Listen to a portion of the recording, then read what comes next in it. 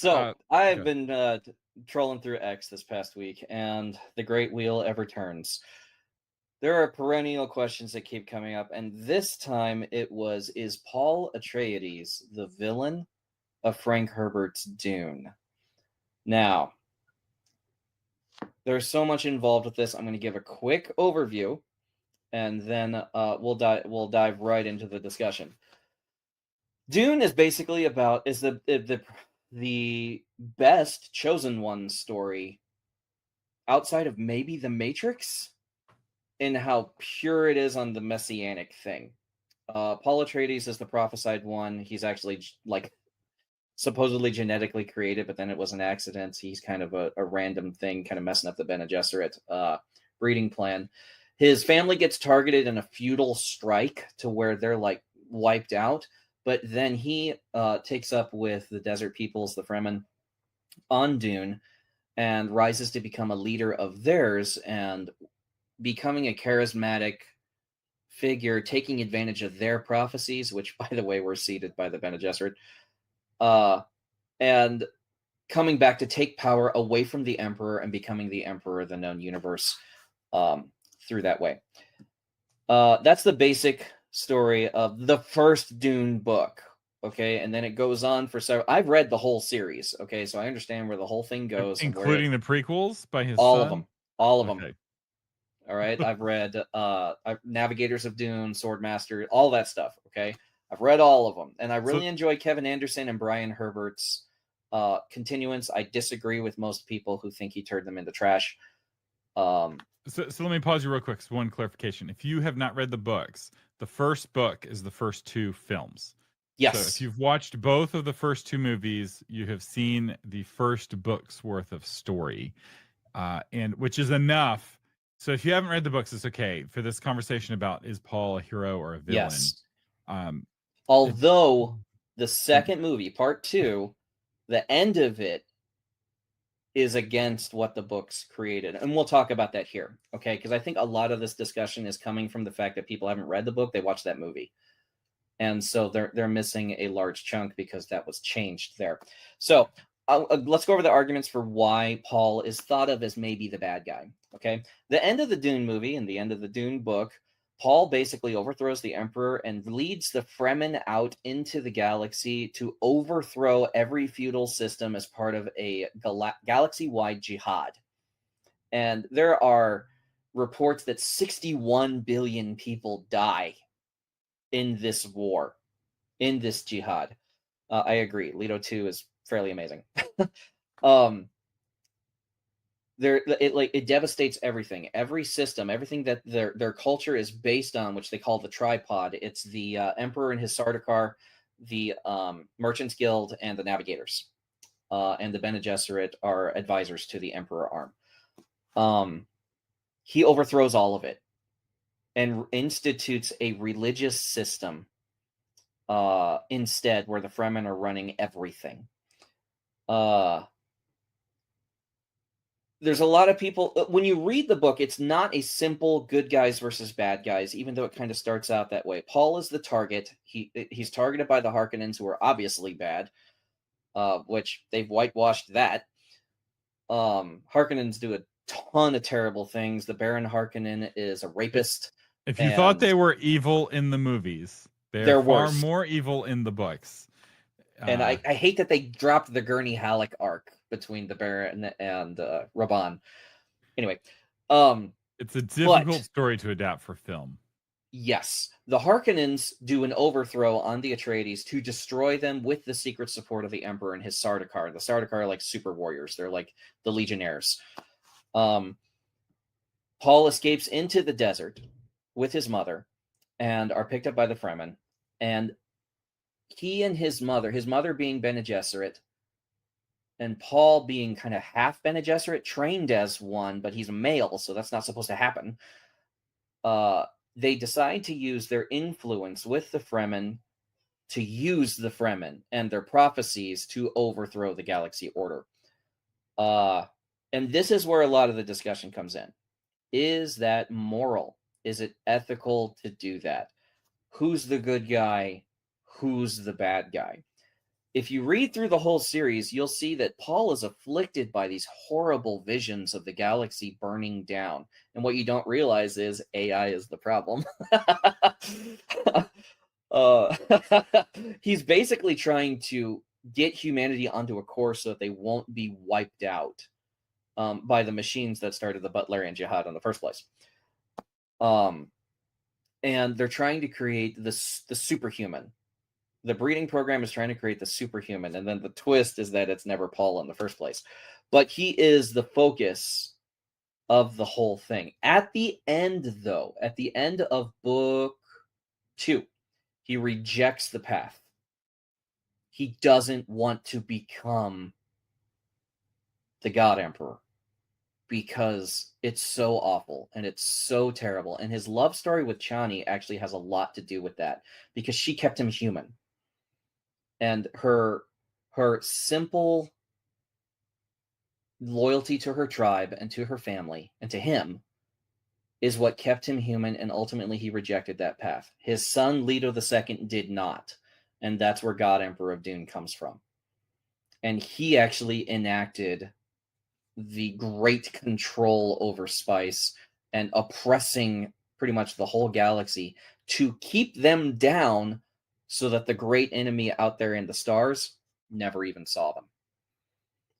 So the argument is, are the atrocities that were committed on the side of the Atreides worth it to prevent the total genocide and extinction of the entire human race?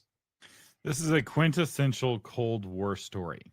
Yes. Because this kind of question was something that Cold War people, and the original Dune books came out in the 1960s. So this is in 1970s. So this is peak. What did we do to Japan nuking it? But also, what could we do to the Soviets? Right? Is it worth it to save the human race? Right? So to connect it with the zeitgeist, the reason why those stories were so resonant at the time and why Dune became such a popular hit back in the day when it first came out was because it was speaking to a core moral question that Americans were dealing with, and a fear that they had. The sense of existential destruction was very different back then. It was this kind of technological sudden collapse. Now, the current zeitgeist is more this feeling of societal decay and civilizational collapse, which is different from the bomb going off. People aren't too concerned about the bomb going off. Although last night I was driving my kids home from Thanksgiving, and we were talking about some plans that we had for the future, and I used the phrase "a bridge too far." And my daughter, my 7-year-old, is like, "You use that phrase "a bridge too far." Where does that come from?" And I was like, "I've trained my whole life for this." Oh no! So I spent 30 minutes telling her about Operation Market Garden and World War II, and by the end, we got to the atomic bomb. You're gonna learn today. I was like, you don't have to ask me very, very carefully about World War II. And it's like, a big button. I have waited my whole life, my lovely daughter, for you to ask a World War II question, even if you didn't know it was a World War II question. Anyway, and so I was explaining, because she got very scared about the bomb. So I was explaining the bomb. And once I explained that the Russians had it and that everyone had it. And so I explained to her mutually assured destruction, actually, which calmed her down, because understanding mutually assured destruction, that the reason no one nukes us is that we'll nuke them back, and that's what's kept any of the bombs from going off, was actually very calming for her, which is very interesting, because that was the whole point.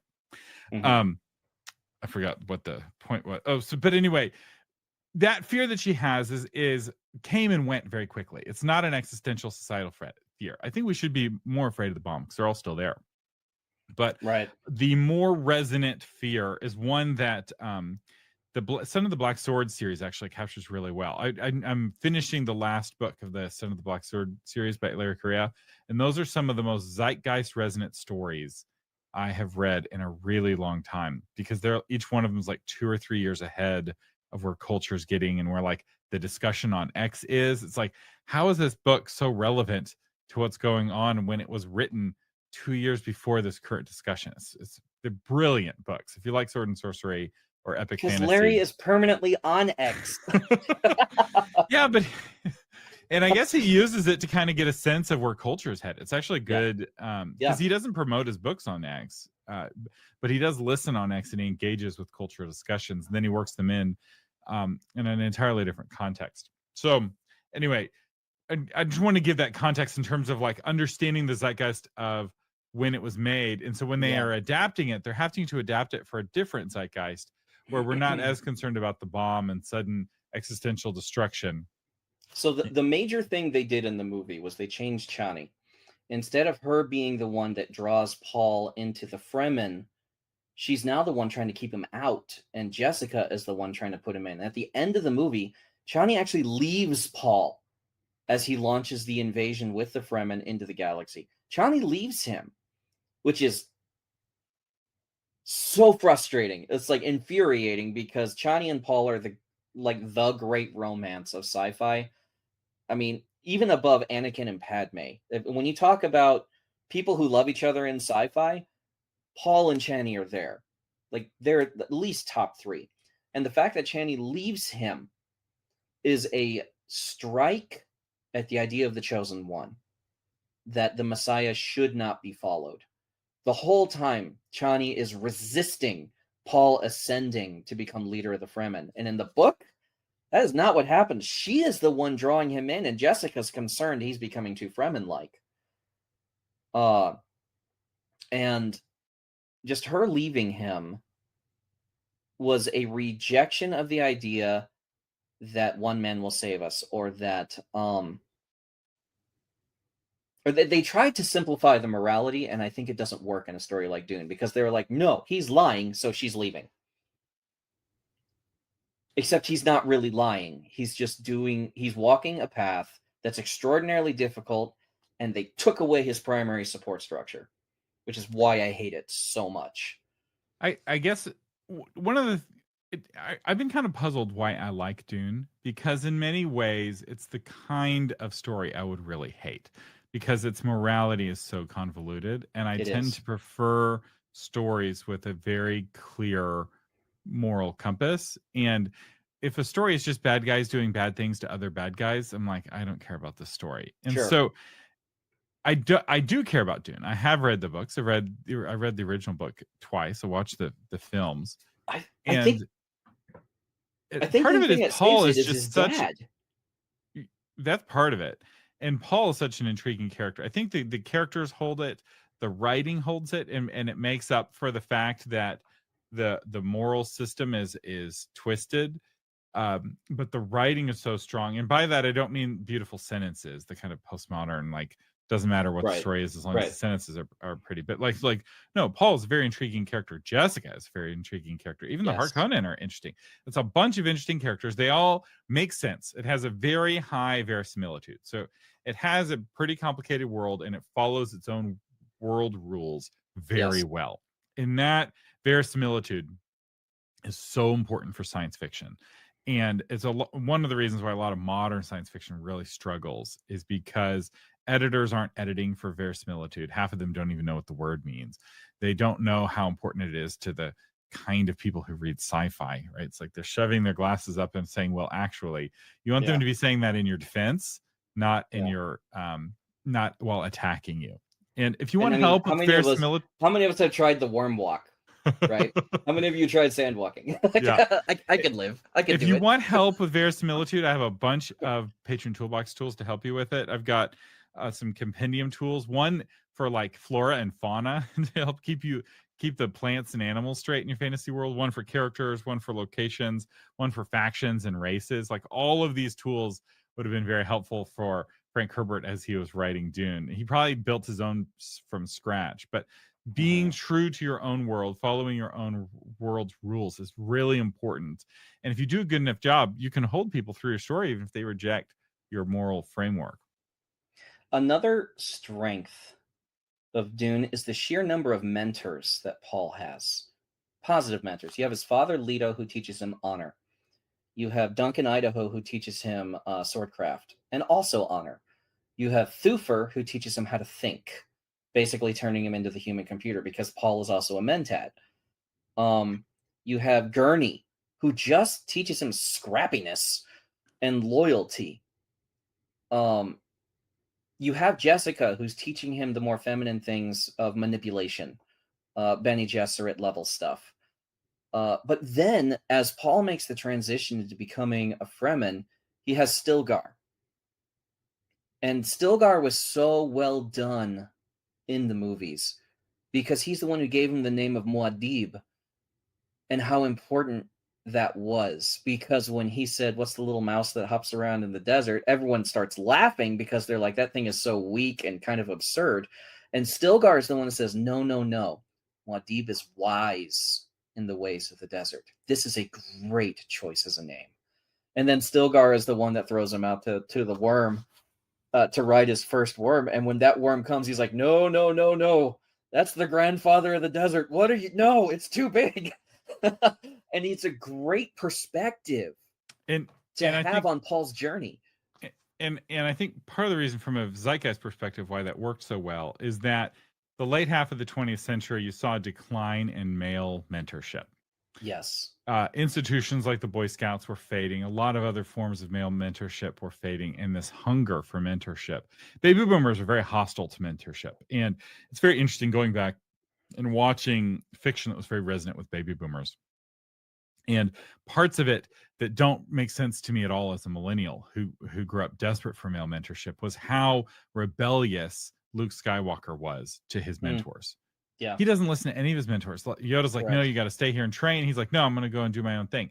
And that doesn't make any sense to a millennial. And I don't know if it makes sense to Gen Z or to Gen X. I know for sure Gen Z would be like, "Why would you do that?" Right?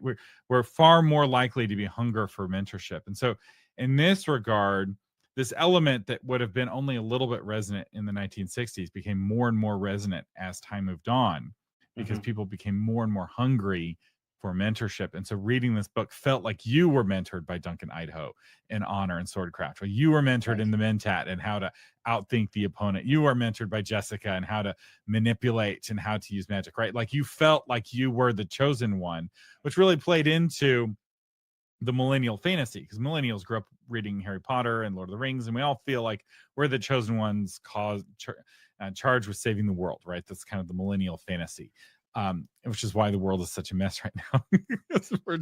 we're not doing a good job as world saviors. Right. We're not doing great. Right. We are handed a broken world and we are not fixing it. So hopefully we can grow in wisdom as a generation. But you also have the idea in Dune that Paul has been handed reins of power.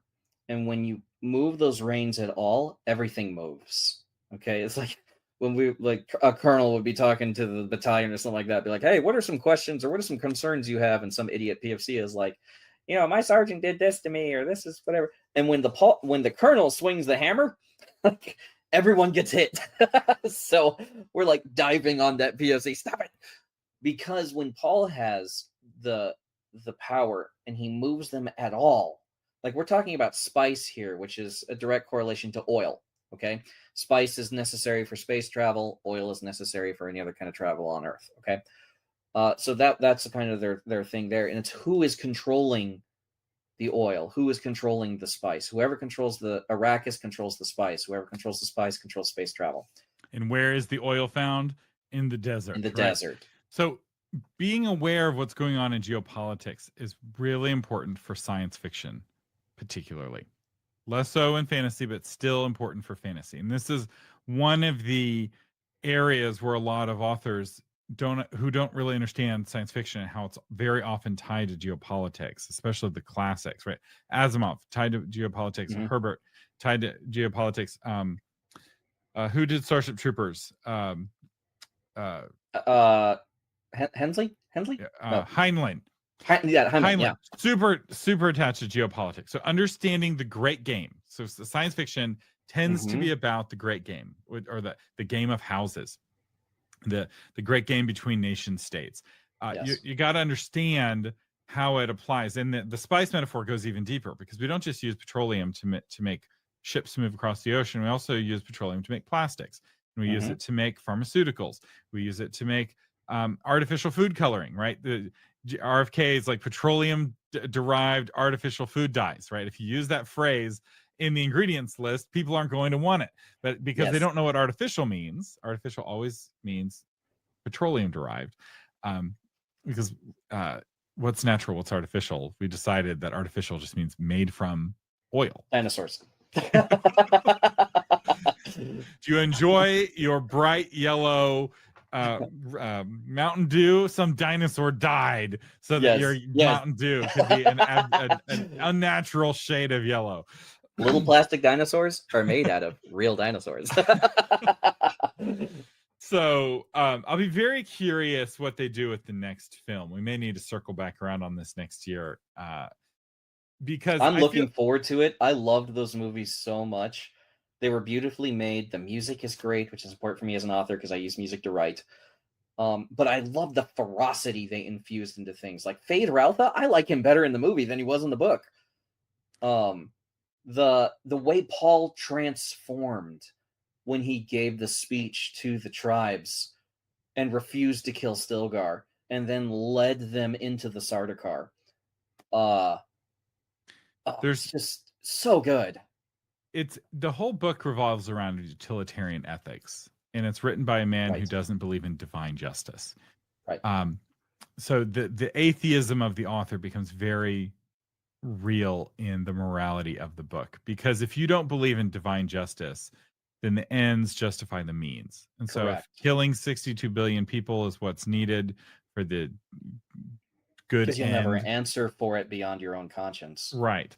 Then it's justified. And if you believe that the world is governed by an all-powerful God who will hold humans accountable for the acts that they do in the body and whether they be good or evil, you approach moral questions differently. And this is where the religion of the author really affects the writing in very important and subtle ways that are pervasive. And in no area is this more apparent than in the moral system of the story. And I actually have an entire episode of the Christian Publishing Show that I feel like is one of the 3 most important episodes I've ever done on the Christian Publishing Show.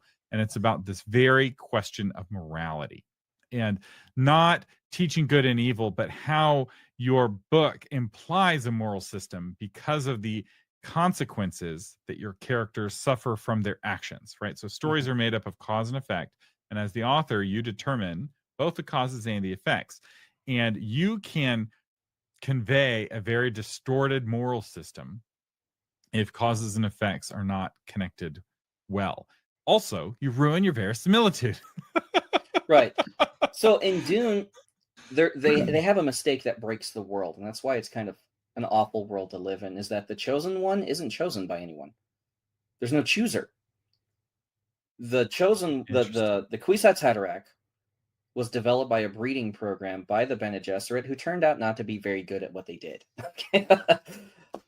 Because Paul totally took them off guard. He wasn't even supposed to be the Kwisatz Haderach. He was supposed to be a girl, and that girl's son was supposed to be the Kwisatz Haderach. And the same thing in the Matrix. There's no chooser of the chosen one. It's algorithmically determined. It just generates a chosen one every now and then they reset the Matrix, and they just keep it going. And the difference between that and Christian-based chosen ones, because the story of Jesus is the original messianic story. He is the Messiah. But there are other anointed ones. Yeah, but there's other chosen ones before that. There's other people who the word Messiah is applied to. It's applied to, I think, Joash, Josiah, I think is referred to as an anointed one, and Cyrus is referred to as an anointed one. But there's always an anointer, a chooser, exactly. Yes, and David, right? He was chosen by God to be king. He was anointed, literally, to be king. And that, so it's like, oh well, your religion doesn't matter writing stories. Like, it absolutely matters, because you either have a chooser or you don't, right? You have to pick. You can't. And your world breaks if your chooser isn't a person. You know, it's a system, or it's a generated result. Well, then that thing becomes God, right? It's kind of like the whole like simulation theory. It's like, we keep coming back to God because there must be a chooser. The simulation theory is just religion, but with slightly different vocabulary. It's like, okay. You're acting like this is some new thing. This is the allegory of the cave. Plato wrote about this like 2,000 years ago. This is not as special as you think it is. All right, so we should probably wrap this up. We've gone long. We want to hear what you think, though. Do you think Paul Atreides is a villain or a hero? I think that Frank Herbert accidentally made him the hero in the first book, and he wrote the second book to make it clear that he was the villain. Yeah, it's because I think he I would agree. intended I would agree. Paul There's to a be tonal shift. There's Yeah. a tonal shift between books 1 and 2. And 2 is a bad book. No one remembers it. Children of Dune, though, the third one, it goes back to excellence. So Rachel says that he's an anti-hero. I do not agree. Yeah. He It's not that simple. Well, and so he's too much of who he is to be an anti-hero. An anti-hero is often somebody in conflict with himself.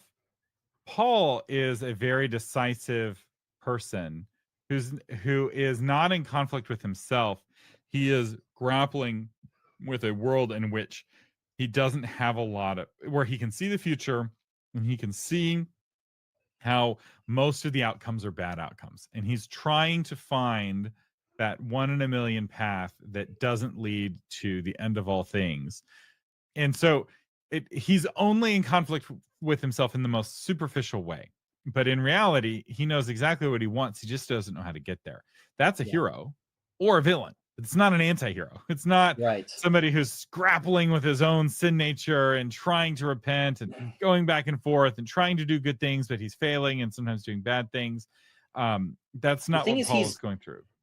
He's both, because I don't like the terms hero and anti-hero because it's like people try to quantify them differently. Then you have preservers and destroyers.